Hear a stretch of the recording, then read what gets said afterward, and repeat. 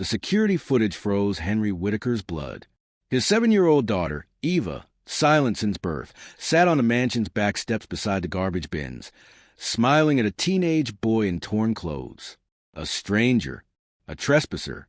Henry's hand hovered over the panic button, but something stopped him. Eva was laughing, a real laugh, bright and unpracticed. Then, unbelievably, her lips moved. Not babbling, not random movement. A word. One perfect, impossible word. He replayed the clip. The boy hadn't touched her or bribed her. He was just sitting there, sharing a peanut butter sandwich, talking to her like she was any other kid. Sarah, Henry's wife, covered her mouth. Henry, did she just speak? After 7 years of silence, Eva had spoken to a stranger, a homeless boy. 3 months earlier, Henry had watched another specialist pack up in defeat. Her tests are normal, said Dr. Morrison.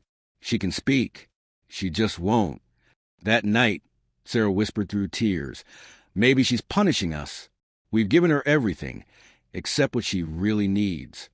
The next morning began like every other. Eva followed her rigid schedule, private tutors, organic breakfast, perfect scores. But she was a ghost in her own life. Then came the crash from outside, through his office window. Henry saw a teenage boy rummaging through the recycling bins. Then, careful, humming a tune. Henry reached for his phone to call security, until Eva stepped outside. She stood motionless, watching him. The boy noticed her and smiled. "Hey, little one," he said, "just collecting recyclables, saving the planet." Eva tilted her head but said nothing. "That's okay," the boy continued. "I talk enough for 10 people. My mama said that before she passed." Eva sat on the steps. Henry watched, transfixed, as the boy held up a green glass bottle. "You know what I love about bottles? They sing." He blew across the top, producing a low, haunting note. Every bottle's got a voice. This one's a baritone. Eva's eyes lit up. She mind blowing on the bottle. The boy laughed softly. "You're a natural musician." For 20 minutes they played. No therapy, no coaching, just simple joy. When the boy stood to leave, Eva waved, not mechanically, but eagerly. "Same time Thursday," he asked. She nodded, curls bouncing. But Mrs. Peterson, her tutor, stormed out. "Eva, back to lessons. And you, trespassing boy, I'm calling police." Henry surprised everyone. "No, it's fine. He's allowed." The boy lowered his eyes. "Sorry, sir. Won't happen again." Eva clutched Henry's hand, desperate. "Thursday," Henry said quietly. The boy's grin could have powered the city. "Thursday it is. See you then, little musician." Thursday came. Eva waited by the door at dawn, bottles neatly lined up. When Noah, that was his name, returned, he was delighted. "You saved these for me?" Then we split the profits. Partners. No one had ever called Eva partner.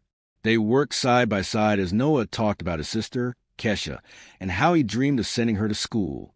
"You know, the gods punished Queen Cassiopeia for talking too much," he said. "Maybe some folks just need someone to listen right." Eva touched her throat, understanding. Sarah appeared with sandwiches, trying to hide her emotion. "You must be hungry." "Thank you, ma'am," Noah said politely.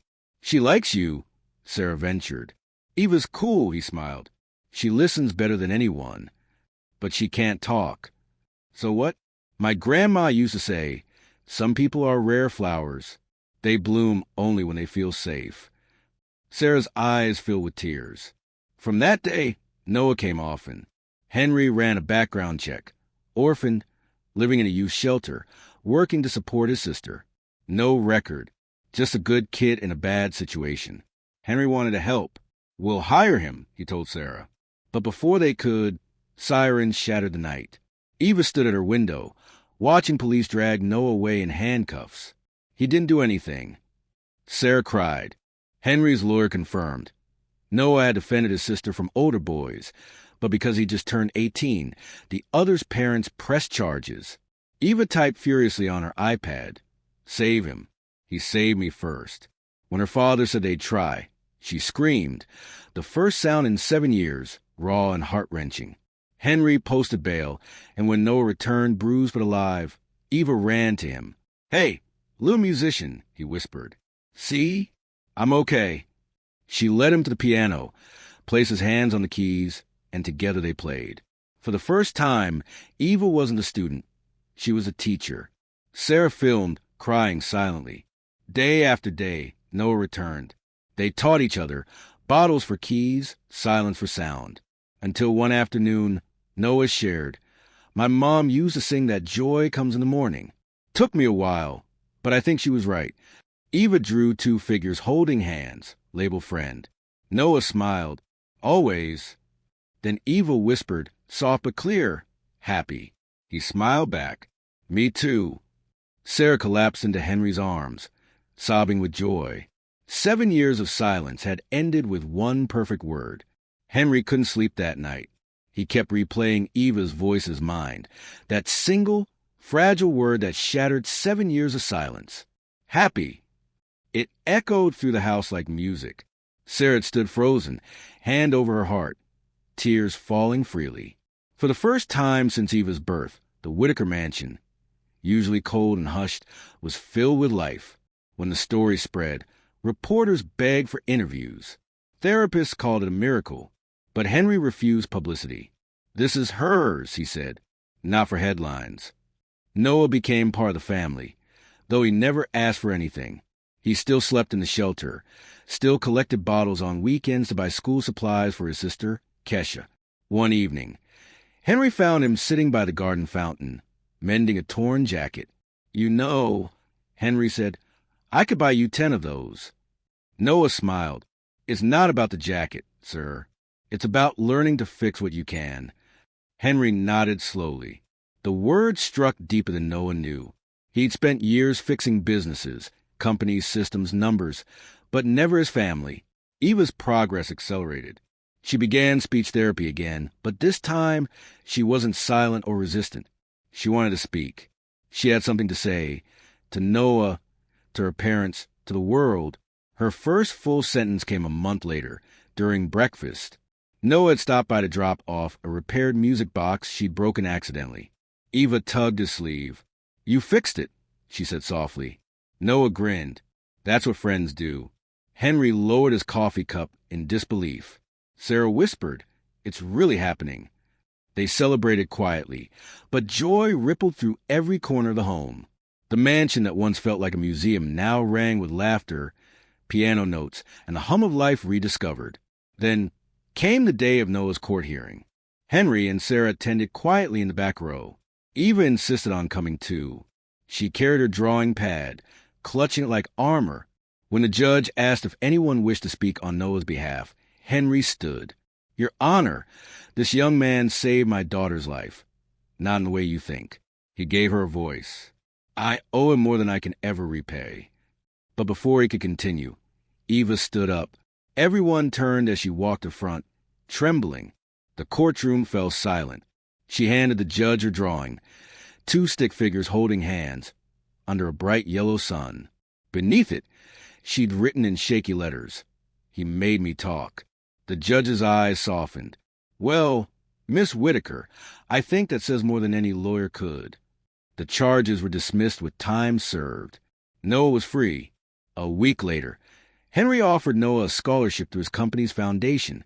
"Full ride," he said, "for you and Kesha. You'll never have to worry again." Noah hesitated. "Sir, I didn't help Eva for money." "I know," Henry said gently. "That's why you deserve it." Noah accepted on one condition. "Can I still visit?" Sarah laughed through tears. "You'd better." Years passed. Eva's voice grew strong. She learned to sing, quietly at first, then boldly, her laughter echoing through the house. Every year on her birthday, Noah and Kesha came to celebrate. They were family now. When Henry retired from his corporation, he started a new project, the Whitaker Foundation for Silent Voices, dedicated to children with communication disorders. Eva was its first ambassador. Her speech at the foundation's opening left no one untouched. Standing before hundreds, she said, "I thought silence was my home, but someone showed me it was just a wall, and that walls can break, when someone listens long enough. Noah stood in the front row, proud and tearful. 10 years later, tragedy struck again. A car accident took Noah's life one rainy night while he was driving home from work. The news shattered the family. Eva sat on her bed for hours, the piano untouched. When she finally spoke, her voice trembled. "He taught me everything, but I never said thank you enough." Sarah wrapped her in her arms. "He knew, sweetheart. He always knew." At Noah's funeral, Eva played the old glass bottle tune they created together. The notes were fragile but pure, the sound of memory, of friendship, of gratitude. When she finished, she whispered into the still air, "Goodbye, my friend." The wind rustled the trees as if in reply. Years later, Eva became a music therapist, using sound to reach children who couldn't speak, just as she once couldn't. Her sessions were filled with laughter, rhythm, and patience. On her desk sat a single green glass bottle, the same one Noah had played that first day. Inside was a note written in faded ink. "Every bottle has a voice. You just have to listen." Noah, whenever she felt unsure, she'd touch the bottle and remember. Her father, now older and gentler, often visited her classroom. Watching his daughter guide another child's trembling hands to a piano key, he realized something profound, that the boy he'd once wanted to throw off his property had given him not just Eva's voice, but a family reborn. At the 10th anniversary of the Silent Voices Foundation, Eva delivered her closing speech. "Once, I couldn't say a single word. A stranger sat beside me and didn't ask me to speak. He just listened. He believed my silence had meaning. Because of him, I found my sound. And if there's one thing I've learned, it's this: the right listener can turn silence into a song." The audience rose in a standing ovation. Henry wiped his eyes. Sarah held his hand, and for the first time, he felt the peace he'd spent a lifetime chasing. As Eva left the stage, she looked up at the sky and whispered, "Thank you, Noah." Somewhere, she imagined, a bottle sang back,